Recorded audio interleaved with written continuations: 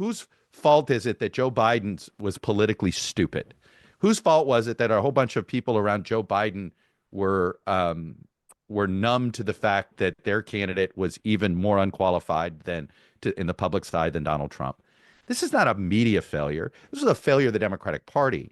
And I just sort of the virtue signaling that some people have done to try to say that the media missed this story. They didn't miss this story. What? What? What? What?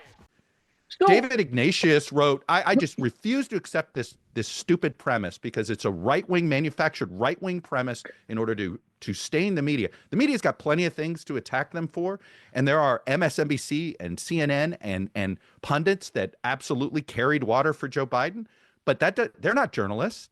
They're former strategists that carried water for Joe Biden. The journalist, David Ignatius, wrote a very high-profile column in October of 23 saying, is he really running again? This doesn't seem like a good idea. People like me were promoting Dean Phillips's campaign because he was running Wall Street Journal did a bunch of coverage. Sense. So it's not like this. This isn't WMDs where the White House worked with the mainstream media to manufacture a story that did not exist. That was a press failure, massive press failure.